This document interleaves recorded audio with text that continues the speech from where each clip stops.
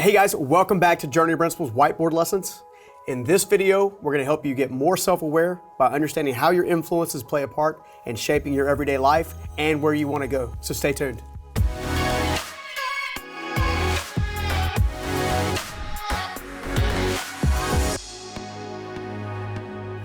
Hey guys, so when it comes down to changing your life, at the Journey Principles, we spend a lot of time on step really 2 of the 7 steps of life mastery, which is self-awareness or becoming aware. When you're thinking about awareness, you really need to ask yourself one really pivotal question, which is, how did I get here? Or where did I come from? And the reason that can be so important is because it helps you understand how some of your strengths were shaped, as well as how some of your blind spots were shaped, okay? So growing up in a difficult financial situation myself, unfortunately, my family was always taught to basically just do with what they had, not really expect much to happen, not really expect much potential, kind of stay in that poverty mindset / a level of unworthiness, okay? Well, I discovered that no matter who you are or where you've been or what your past has been, that's a fabricated lie, okay? Your past has nothing to do with your future, okay? Except for different lessons that you can take to help elevate what you want to do and also take away the things that actually hurt you along the way. So what I want to do is I want to break down how influences work and where you should start at. And one of the things I want to do there is I actually want to start with a tree. You see, I've learned a long time ago that you should never despise small beginnings, okay? You shouldn't be so focused on what everybody else is doing when you should be just focused on your small beginning and developing layer by layer by layer, okay? So the first principle, not the first principle, but the first influence we're going to talk about is the parental influence, okay? And that's number 1, okay? This is actually how a lot of our beliefs are shaped, okay? Belief systems, worldview, right?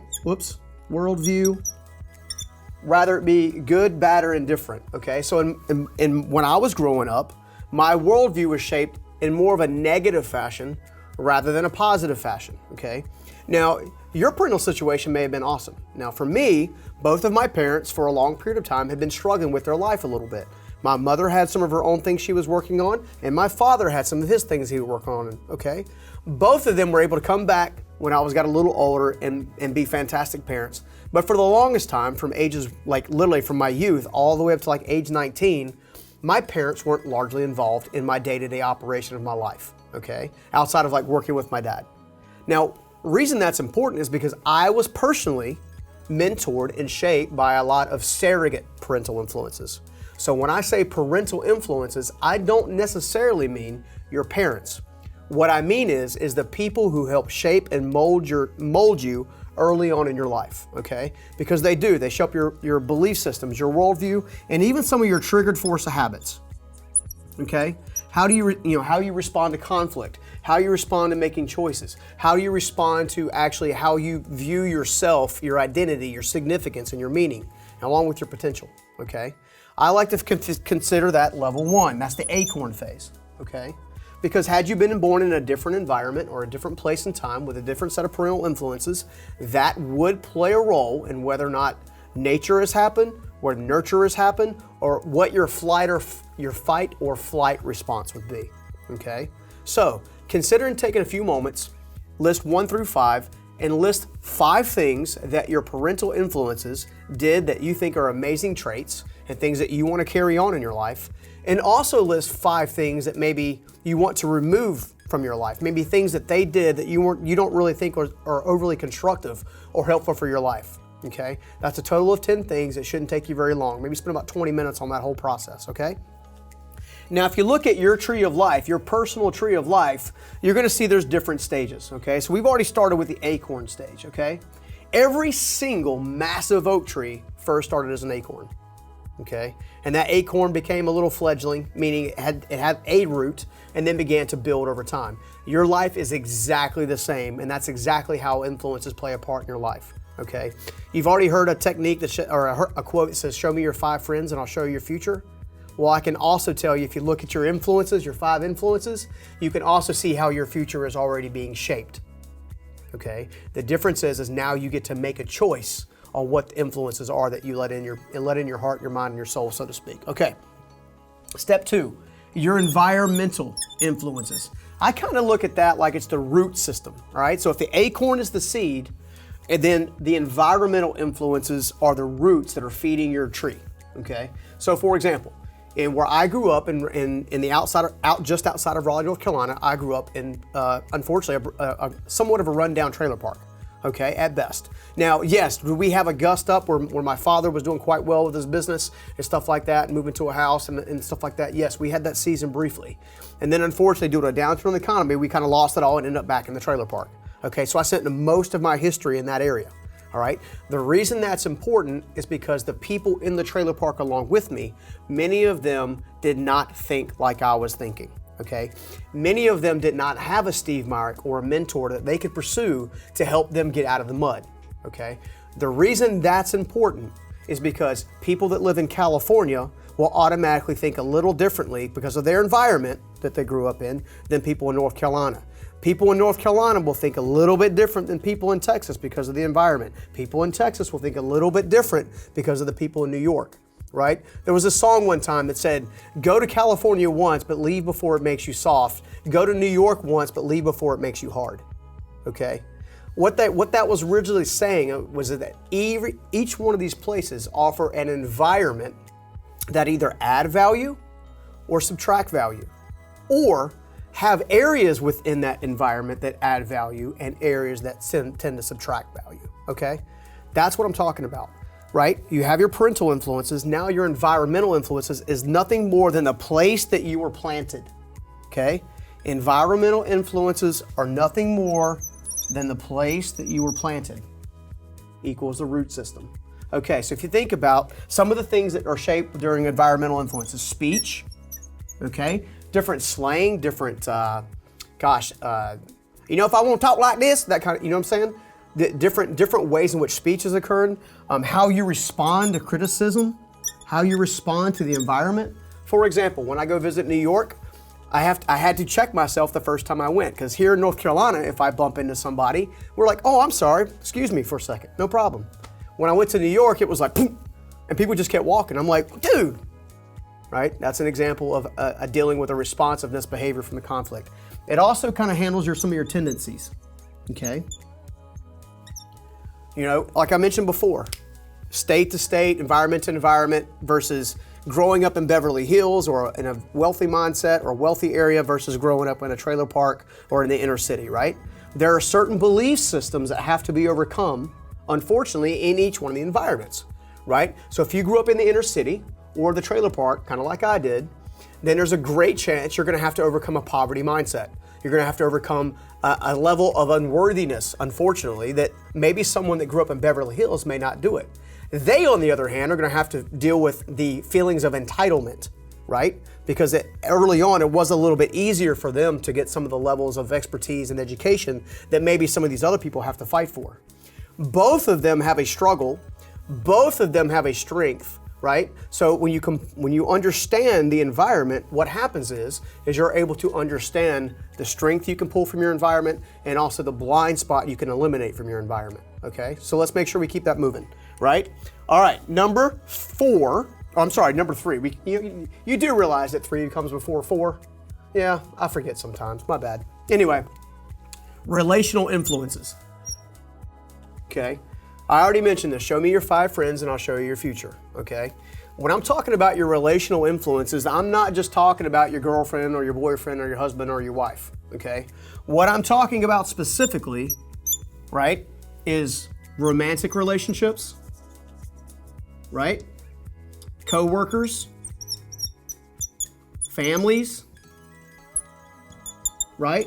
Community impacts.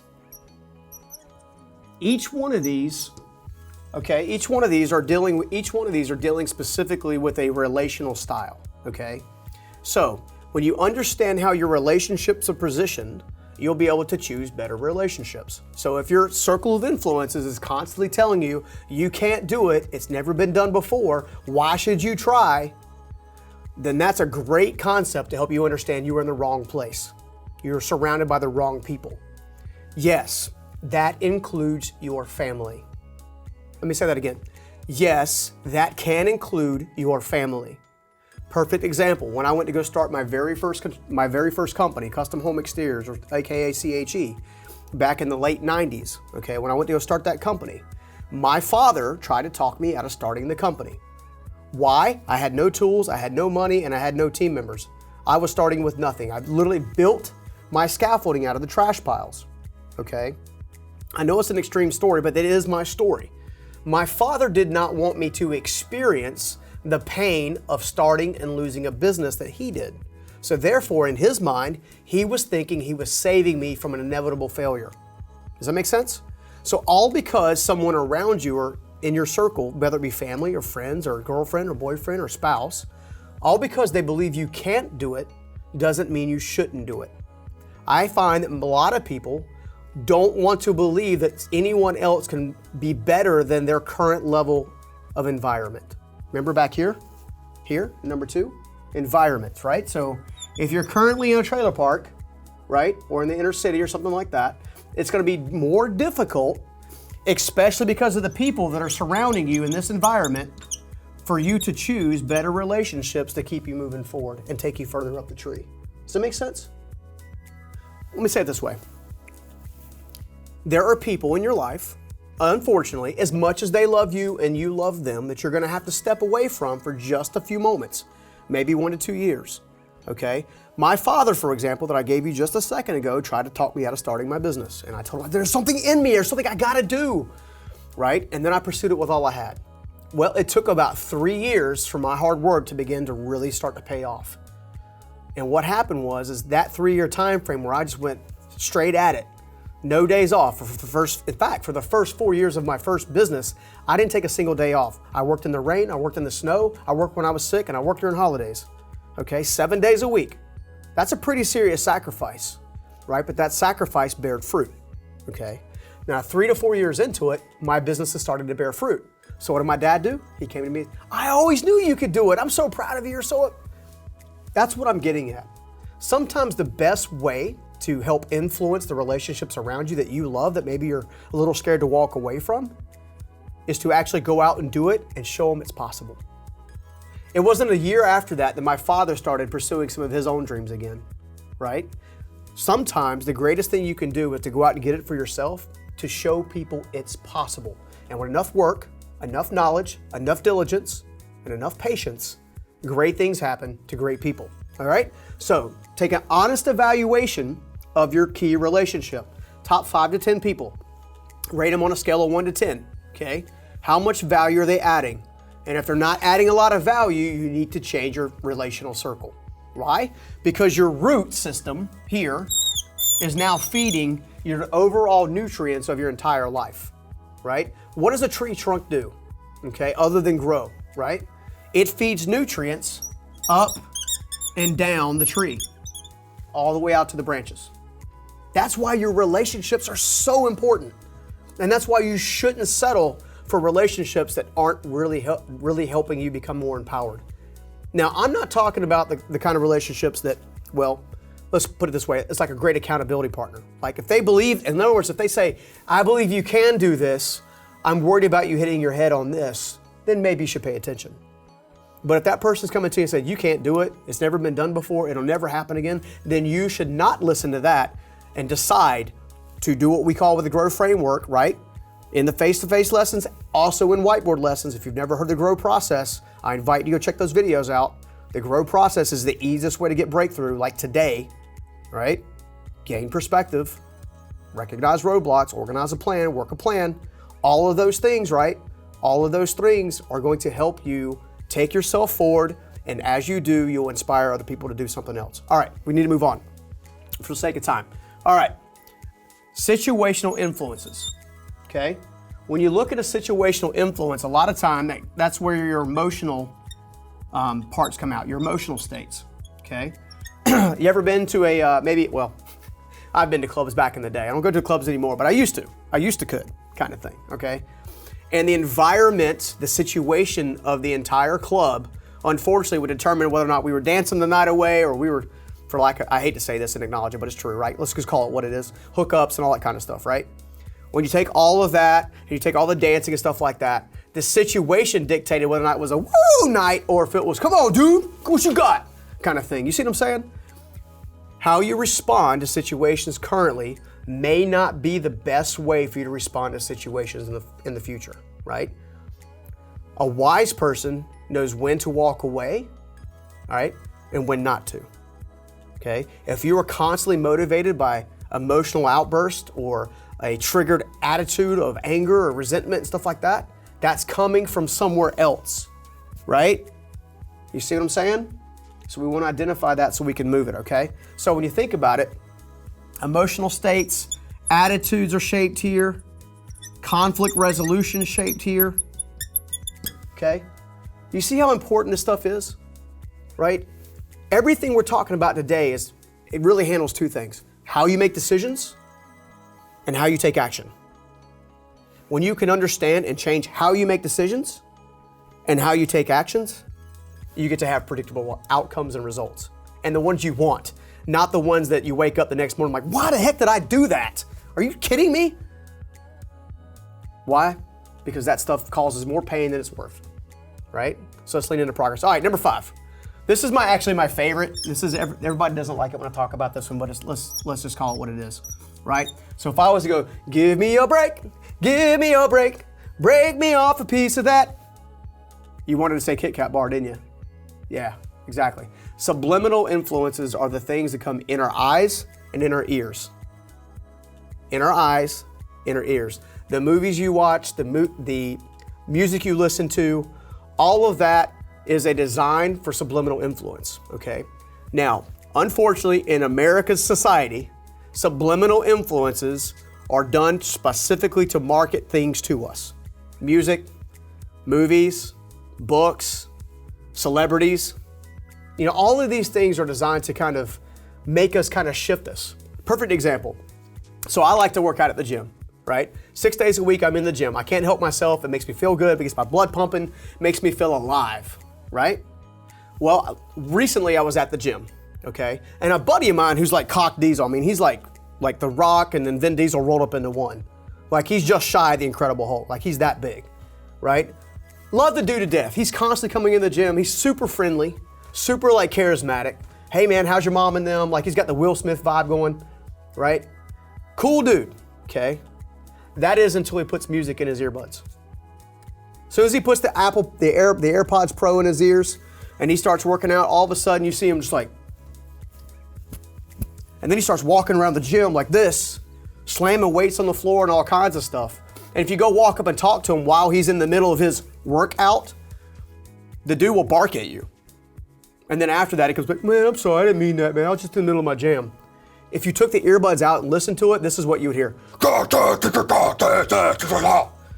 Right?